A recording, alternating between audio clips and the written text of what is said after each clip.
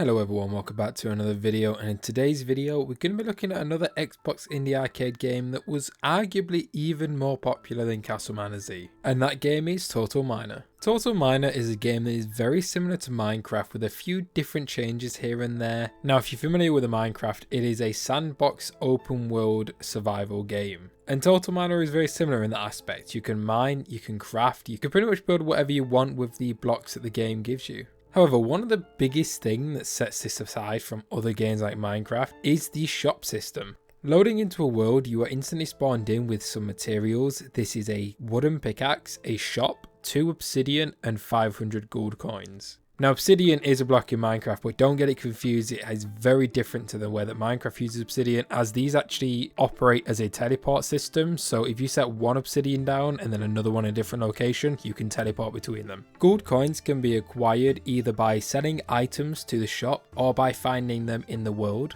Then these gold coins can be used to buy things from the item shop. However, as you can see here, most of the shop is locked and you actually have to unlock them by finding blueprints throughout the world. And this is probably something that a lot of people might remember from Total Miner because these blueprints are very iconic to the game. In the bottom left of my screen, you can see this blue arrow, and this is a blueprint finder, and it points out the closest blueprint to the player. And you essentially want to go around the map looking for these blueprints, as you can't craft anything or buy anything from the shop without learning the blueprint first. Now this is what makes Total Miner a bit unique compared to other Minecraft type games, because it is Minecraft-like with a crafting, mining, building aspect, but it's also a very much dungeon type game. As you spend most of the time running around the map looking for these blueprints, and then with these blueprints you can either buy or craft the items from the shop or the crafting table. And not all of these blueprints will be easy to find on the surface. You will have to go into very deep, long caves to find other blueprints. And again, this is where it differs, because in a game like Minecraft, caves are rich with resources, and that is where you're going to go to get all your coal, iron, diamond, etc. But in Total Miner, caves are actually very bare with very little resources in them. However, they do have blueprints as well as chests you could find. These chests will contain loot,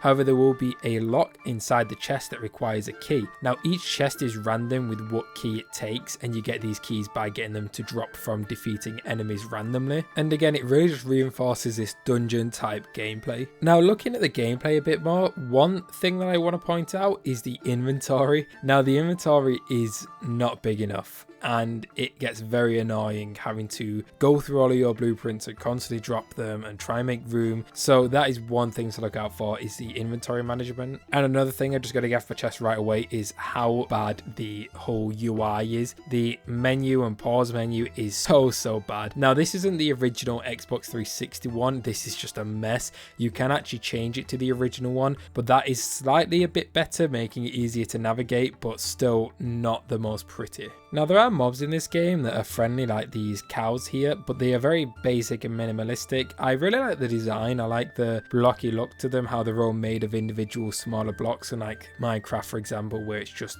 them themselves are the blocks. So I do like the design. However, there are no animations to them, they just kind of stand there, so I'm not too sure what to think about that. But as you can see, as you fight enemies in this game, you can see numbers showing how much damage you are doing and how much damage you are receiving. Again, playing into that dungeon type gameplay. And when nighttime rolls around, oh boy, you better be safe, because it is relentless, the night times in this game. So each enemy mob has a level, and the higher the level, the more health they have, the more damage they do, etc. It is very difficult. Unless you've got a lot of armor and good weapons and played it for a while, you do not want to be caught out at night. It is just difficult. Here I got attacked by a level 99 demon thing, and I just didn't stand a chance. So if you need to get away from the creatures and get to someplace safe, a good bet is going into the caves below. Luckily, Total Miner has this feature which I really like, and I wish other games like Minecraft implemented it. But in the top left corner of the screen, you can see this flat 2D image, and this is your character and the surroundings around them. And it actually shows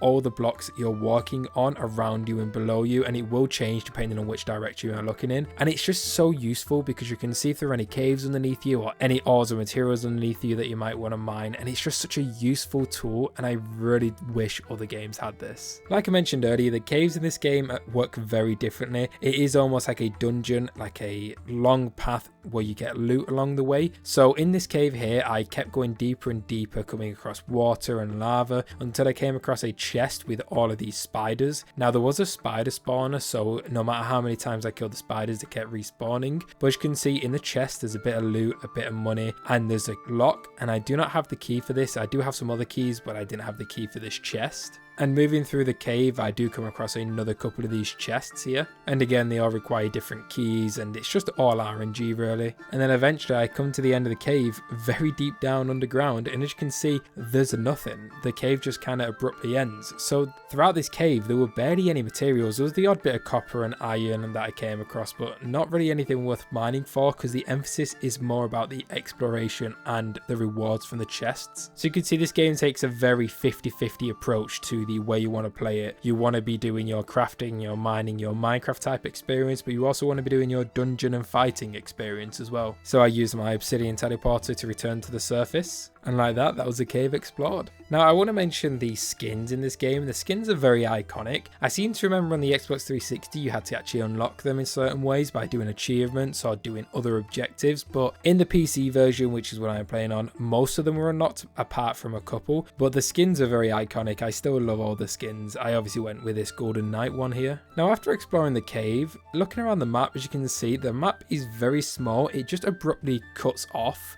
so there is just a drop and you can't actually fall down it. It's an invisible barrier, but the world is a bit small. I seem to remember it being a bit bigger than this. I'm not sure why it's so small. It might be a PC thing, but I really don't remember it being like this. Now this is the dig deep game mode, but there is other game modes such as survival, but the survival game mode is nothing like the original Total Miner game mode on the Xbox 360. It's just based more on surviving really, just crafting and building. It kind of gets through the whole dungeon element, and I wouldn't really recommend it if you want that authentic Total Miner experience. But yeah, that's it for today's video. There really isn't too much to say on Total Miner. It is a very basic, simple game. Like I said, it's like a Minecraft dungeon type game. It was very fun to play. I did like it. It definitely does need a few updates and fixes though, because even though it's a very old game, it still feels very unfinished and it has a lot more potential to it. But apparently, according to Steam, on June 8th of this year, there's going to be a major update where they are bringing multiplayer to the game. So hopefully that actually revives the game a bit and gets some people playing, because it is a very good game with good potential if it just keeps updating. But anyway, that's it for today's video. If you guys liked it, a like and subscribe would be highly appreciated, and I will see you in the next video. Goodbye.